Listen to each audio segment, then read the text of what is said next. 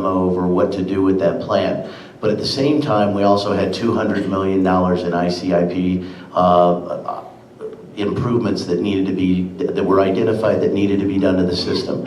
We had 18,000 leaking water lines throughout the city that needed to be replaced. So far, we've gotten 5,000 of those replaced at this point in time. We have wells that for many years were left unattended and needed to be re-drilled. We're working on getting those done.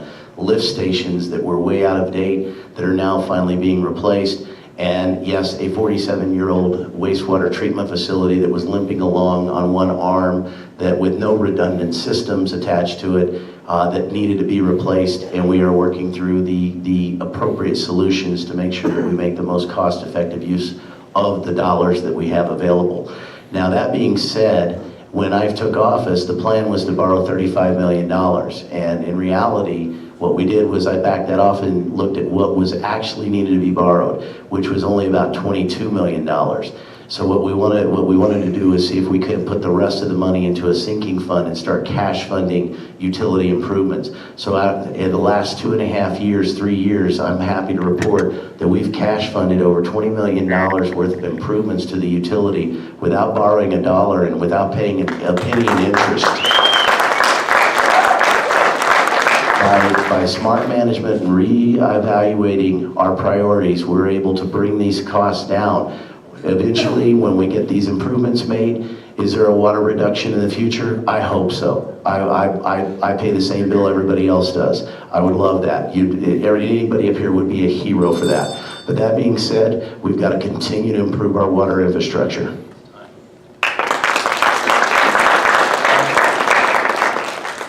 Okay, first of all, I'd like to indicate that the city is doing a study to reevaluate the cost of the utilities in our community, and I think that's great. Based upon that data, we can evaluate whether or not they need to go up or stay still or go down. The other part of this here is, a while back there was an article in the paper, and I don't intend to run my campaign this way, in which 100% of misinformation was given about the 4 levels of increases that occurred during my administration and how I supported it. And the truth of the matter is, anybody that knows what the role of the mayor is that they don't vote unless there's a tie. And if anybody was to really go to look at the facts, you will notice that the minutes indicate, okay, that I spoke up against this vehemently because I didn't think we needed to go to the high rate that they included. Saying that, I don't intend to run my campaign that way with false information because it's not appropriate for the voters, and that's what keeps the city divided, misinformation, and I think that's critical. But let me kind of put this a different way. I would encourage you all to go home and look at your water bill. And I would encourage you all to look at the fact that what's high on your water bill is your sewer bill. That's the bill that is high. That's the bill that nobody's monitoring because you can't really monitor it because it's not separate from water where they could actually calculate what you use. So the point for me, why is that high? And let me have some real practical things from 100 years ago, or at least 40 years ago when Rio Rancho started, was the fact that they have to build more lift stations. You have to be in a position, because our city's so spread out, you have to build more lift stations. And while you're building more lift stations, except that we're moving toward a point now of trying to consolidate waste sites, waste plants, they had to build more waste plants over the years to kind of keep up with those separate individual growth patterns in our city. That's part of the reason why your wastewater is so high. And in closing, I would think that what we want to do is really look at a long unified bonding cycle so that we aren't always just passing it on to the registered voters, but that we're sharing this over a longer period of time to get the infrastructure done immediately. Thank you.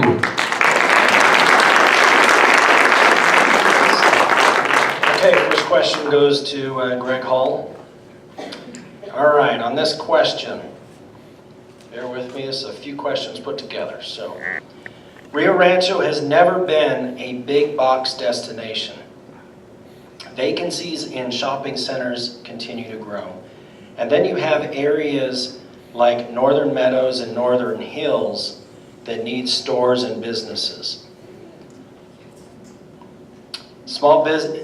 In Rio Rancho, small business has been the key to our success over the years, since our incorporation in 1981.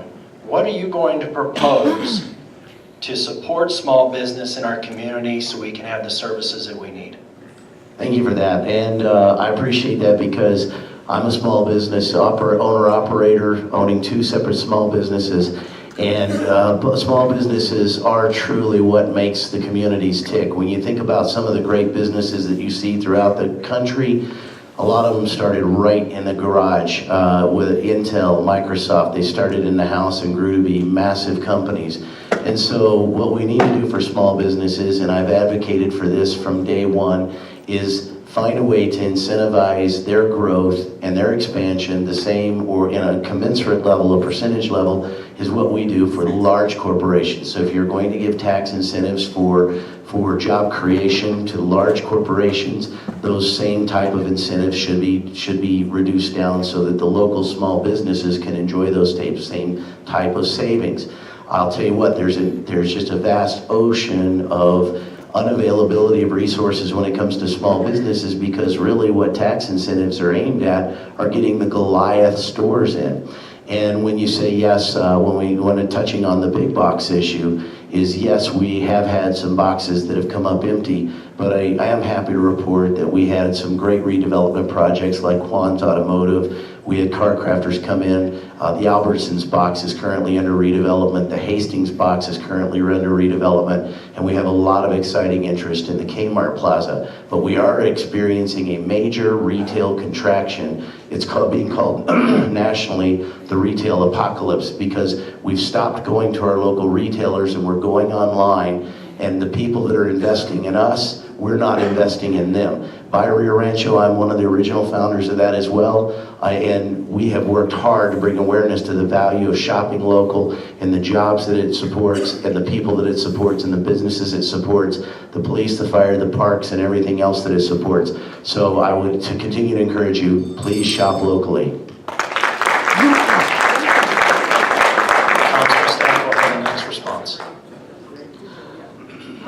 I agree. Small business is vital to our city, and I would do a lot more than I did as previous mayor.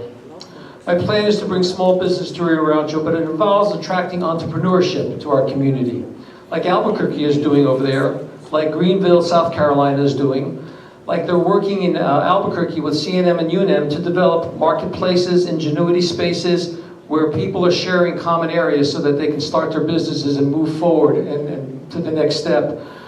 I would also use the A-team, because part of what I've heard after talking to hundreds and hundreds of people in this community, that it's difficult to get a permit, it's difficult to open my business. So how do we make sure that our A-team that I talked about earlier is like a concierge service? They're there from the beginning to the end until you open up your doors, and they're there to support you as you have difficulties when you have to get re-permitted or you have to get your license recertified again that you're doing business. I think this personal touch in helping our businesses grow is something that could be done immediately if we really care about businesses. In addition to that, I would make sure that Rio Rancho is part of the New Mexico True kind of advertising. You see that periodically, and they're advertising different cities throughout the state over here. Why isn't that happening for Rio Rancho? We have a lot to offer in this respective community. And I agree with the mayor on this issue. Our challenges are different than Farmington and then Roswell and then Santa Fe, because we are next to an 800-pound gorilla. And that 800-pound gorilla is hiring 50% plus of our citizens to work in their respective communities. We have to get back to things like we used to do, bringing people up to our community, when we used to have events, for those that remember, Pork and Brew when it was in its fullest, Twinkle Light Parade when it go down to Southern Boulevard, July 4th when we had national singers coming in and you had hundreds and thousands of people coming to our community, to visit our community, to see what we have to offer. And ladies and gentlemen, those are the things that we can do now that don't cost money. Those are the things that we can do now to talk and brag about what we have in our community. Thank you.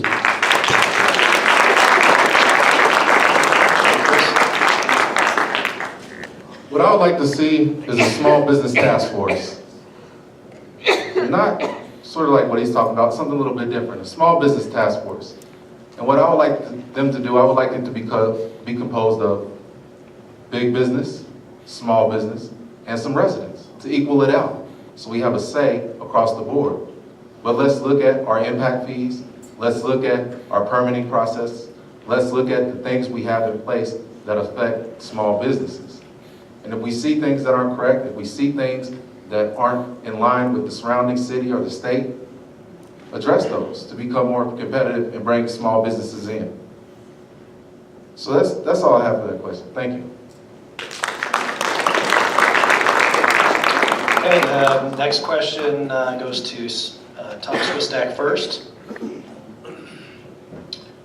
All right, so this one again revolves around businesses. I couldn't get it all into one question, so here we go. West side of Albuquerque and the town of Bernalillo continue to add more jobs, retailers, and restaurants than Rio Rancho appears to be adding. What will you do to make Rio Rancho a destination city for developers? Destination city for developers. Well, I guess these are a couple things that I would actually think about, and I would ask the public to think about this because a little history is required. Back in the day, and that's why I think it's so important to educate our community on what happens and why we lose some things. How many of you remember Walmart? That's in the town of Bernalillo right now.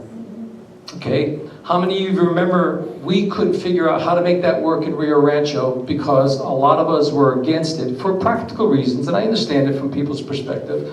But that particular business helped jumpstart the town of Bernalillo on their respective side.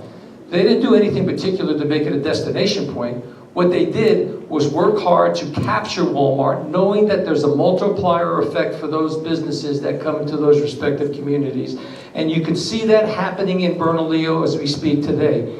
In addition to that, they're putting their money where their mouth is by offering incentives. So if we have Northern Meadows, North Hills, or Mariposa, instead of just reducing the impact fees, because our primary concern should be about the gross receipts tax that we get on a regular basis, maybe in some cases, if it means that there'll be a multiplier effect, we need to reduce the impact fees or get rid of the impact fees.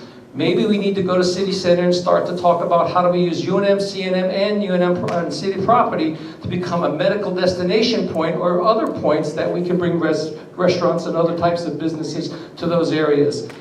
If you're going to attract business, you need education, you need a talented workforce, you need to make sure your community's safe, and you need to make sure that businesses want to raise their families here. There has been articles in the paper, and I'll acknowledge this, in the magazines that do that. But we have to be more forthright about recruiting those businesses. And in closing, you have to have shovel-ready area sites, ladies and gentlemen. We can't keep pushing the infrastructure back to the businesses, whether it's big business, box, or small business, mom and pop. You need to have it ready so they can open their doors. Thank you.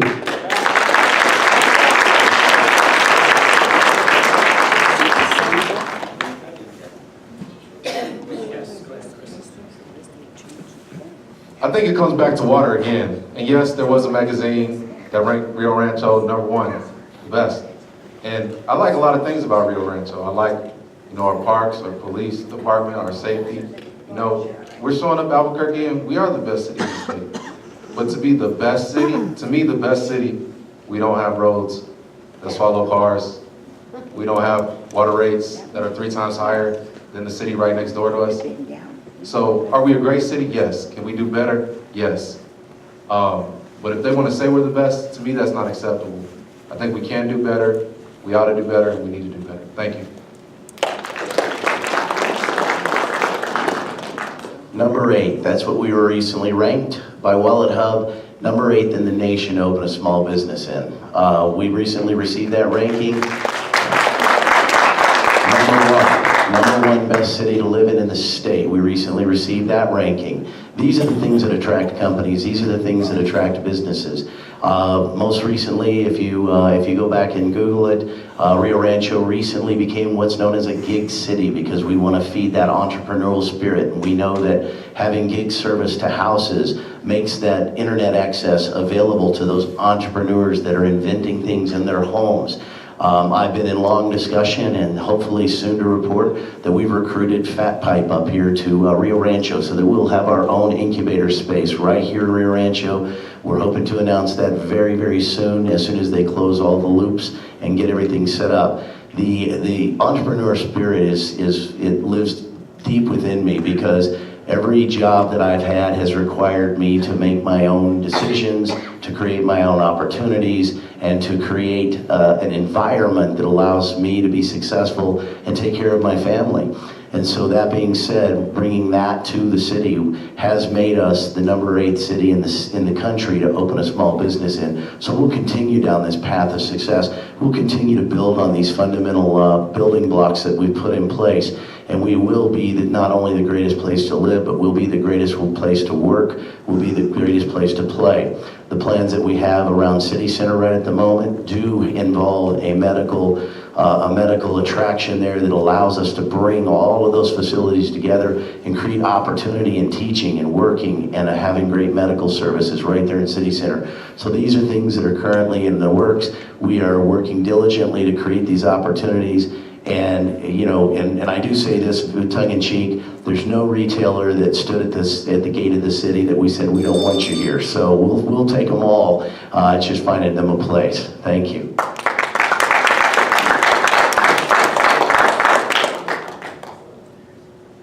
Next question goes back up to Chris. Trying to get all of these in. So, all right, so this has been a popular one here.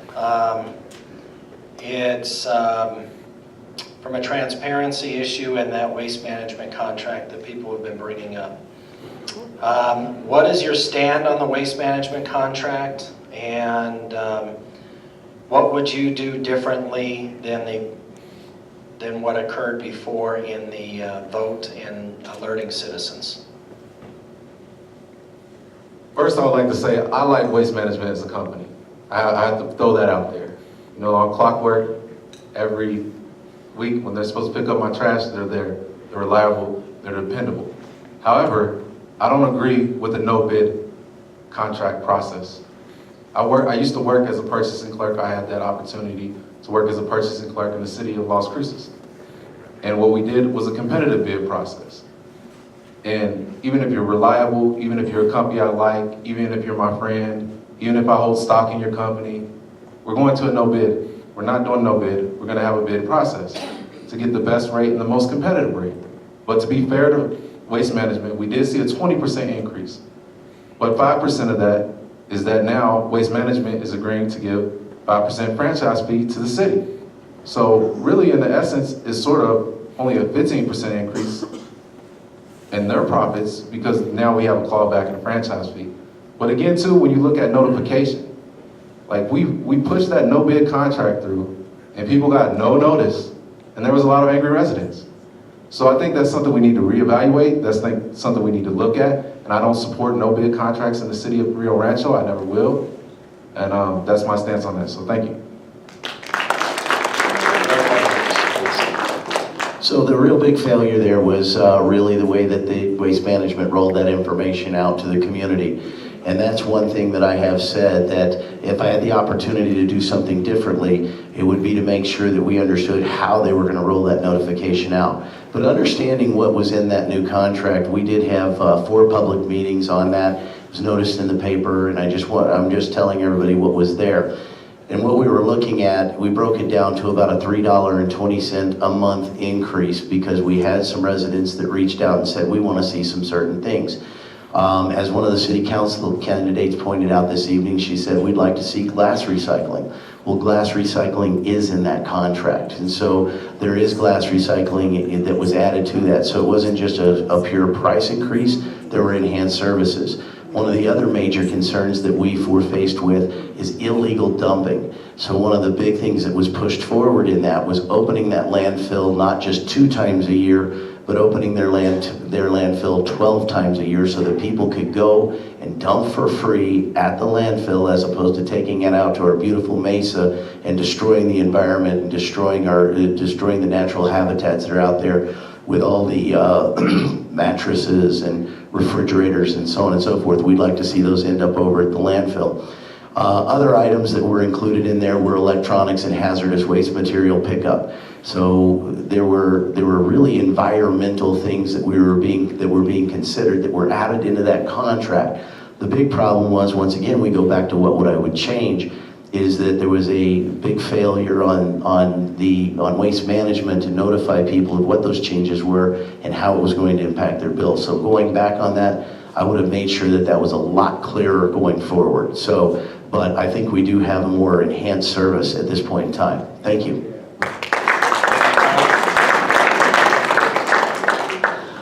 I kind of agree with the fact that I like Waste Management also. They've done a fairly good job over the years. But this is where the road separates. Even if we did enhanced services, which I agree with, if public wants that, we do the enhanced services. But what we should do is really go out for bid to see whether or not another company could do those enhanced services at a lesser cost to our taxpayers, or at least for the same figure, or something different that might be added. Because I used to run a $145 million business, which was the criminal justice system in Bernalillo, and it's still in existence. Okay, I understood the fact that we had to go out for procurement for no other reason to keep the other company honest, to sharpen their pencil to make sure they're giving us the best price ever that our taxpayers are receiving, whether the services are enhanced or not enhanced. There's nothing to lose but staff power on this here, the advertisement of cost, and then reading the proposals that may have come in. I know for a fact there's been some people that wanted to bid on the contract that were from other places that thought they can do the same things at a lesser cost. Now, whether that's true or not, I will never know because we never went out for bid. It is important, no matter how good the other person is or the other company is, and I agree with this, is you always want to make sure that their pencil is as sharp as it can be so that we're protecting our citizens of Rio Rancho, not just verbally, but to make sure financially we're doing the best. Because if you ask them from something over here, you better make sure you're doing your best to make sure they're not paying for something over here they didn't have to pay. And so I think, again, where it separates from me, I would have went out for the bid just to see what came back for our community so that our community knew we did this and looking out for their benefit. Thank you.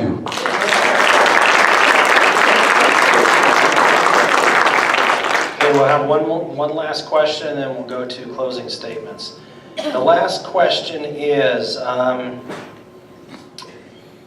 New Mexico's economy saw improvement in 2017. Housing starts in Rio Rancho decreased slightly in the metro areas over 2016 results. Why do you think the decrease occurred, and what will you do to help close the gap between the middle of the city, between Enchanted Hills and Southern Boulevard? Is that on me? Does that make sense? This is for Greg. Okay, Sorry about that. I'm sorry, run it one more time, that was a lot. It is. Housing starts in Rio Rancho decreased in 2017 versus 2016. Why do you think the decrease occurred? And what will you do as mayor to ensure that building increases between Southern Boulevard and Enchanted Hills? Got it. So that, Okay. that big area in the middle. The donut hole. The donut hole. Okay, so one of the reasons that I believe that that decrease occurred is because we were running out of inventory. If you look at where the city of Rio Rancho is right now, if you go to the Greater Albuquerque Area Realtors website and look at the statistics, the average median sale price of a home is up 16% over from 2013, and we are currently carrying a third of the resale market in the MSA. Rio Rancho is in high demand. That being said, Cabazon is built out. Loma, Colorado is built out.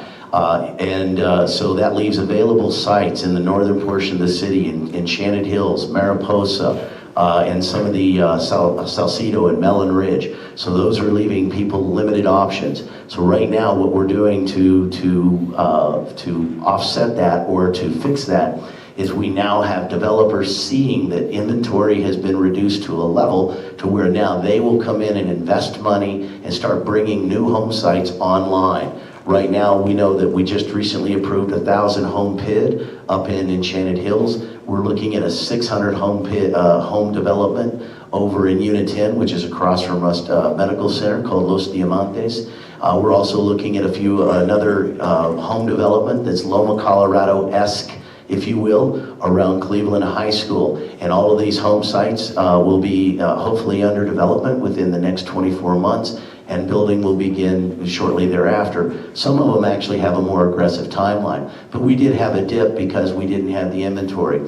After the housing market kind of fell off in 2008, the available pad sites, everybody just really kind of froze up for a while there. We finally consumed all the inventory. The houses are turning over. Rio Rancho is highly desirable because of its school system, because of its high public safety rating. and because of the wonderful community that we're rated to be. And so that being said, we're in high demand. We're going to have to get more inventory online. That's what we're going to do. All right, thank you. Next up is Councilor. Okay, let's talk 5, 10, 15 years. How many of you know Pulte Development in Loma, Colorado? How many of you know the Cabazon area that was just mentioned?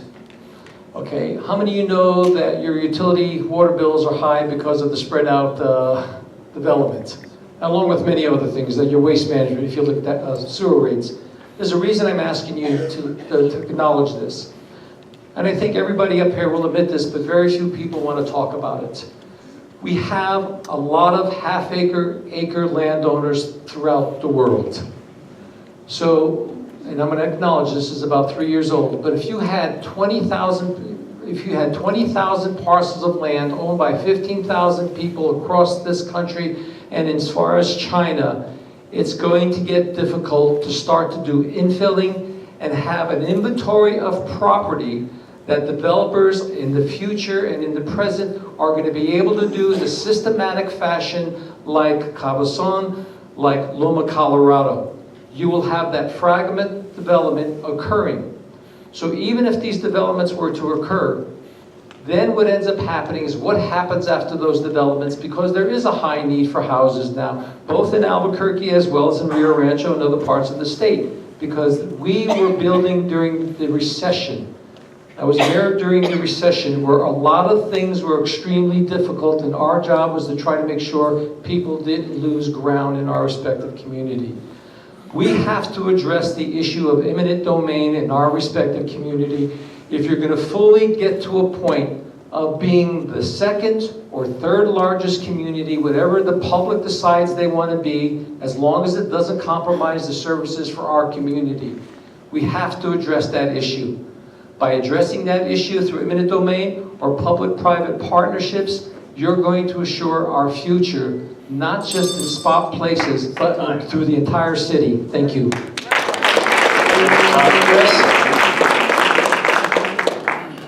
I was going to ask you to repeat that question, but could you please? Pull it back out.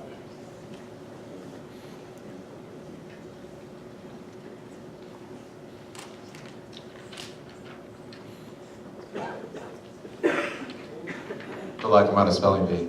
Right? Okay, so housing starts in Rio Rancho have decreased in 2017, while the metro area overall increased over 2000, and Rio Rancho decreased versus 2016 results. Why do you think the decrease occurred? What would you do to increase home sales, and what will you do to fill the hole between Enchanted Hills and Southern Boulevard? Thank you. One of the reasons I think we've seen that decrease is, again, I'm going back to those water rates. But we've seen that decrease, but we also have some other numbers. And we have an above national residential vacancy rate in this city. I was lucky I was able to buy a foreclosed house here. You know, that benefited me, but is that beneficial to our city? And right now, yes, we still see people moving in. We still see people buying houses. But right now, we're $20 per square foot cheaper than Albuquerque. As we continue to watch our property values rise, which they have been since the downfall of the market, they continue to rise. What happens when our home prices get close to how much square foot it is in Albuquerque? Do people stop wanting to come here? Do people stop wanting to build here? Another thing that we have to look at is, even though we have a plan to roll back commercial impact fees, we also have a plan to increase residential impact fees. So if we see that residential development is downtrending and now we're increasing the impact fees, I don't think that's going to help the situation. Thank you. Thank you. Okay, we'll go in reverse order from our opening statements. So we'll start off with Mayor Greg Hall. You'll have 2 minutes for your closing statement. Thank you. Thank you. Well, once again, thank you all for coming out this evening. In my time, we've seen tremendous retail development. When I came into office, there was a demand for retail development. We have Plaza Enchanted Hills And we've seen a lot of things get finished. Broadmoor Road get pushed through. We've seen our injection well come back online, where now we're putting 800,000 gallons a day of a precious natural resource back in the aquifer, where we can use it for future usages. When I came on, we had just seen the end of the Rio Rancho Economic Development Corporation. So essentially, that's like floating around in a boat with your fishing rod reeled in and sitting in the boat. We now have Sandoval Economic Alliance, and we have formed a partnership with the county so that we have a city-county partnership in recruiting businesses, recruiting companies that create jobs right here in Rio Rancho and Sandoval County, working collaboratively and working in these public-private partnerships. We're currently working on a public-private partnership to help you reduce our utility costs by installing environmentally friendly solar panels on one of our wastewater treatment facilities, which is projected to reduce the operational cost of that facility by over $500,000 a year. We're making smart infrastructure investments. We're bringing businesses here. The value is here. Yes, Rio Rancho has its challenges, but as I've shown in the last 4 years, despite lamenting over those challenges, we've taken the building blocks that we had available to us, utilized the tools that we had, and seen great success over the last 4 years. So right now, Rio Rancho is in an upward trend. We are moving in the right direction. Businesses want to be here. Homeowners want to be here. The families want to be here. We still are the best community in the state of New Mexico, and I personally think the best community in the United States. So thank you for coming out this evening. God bless.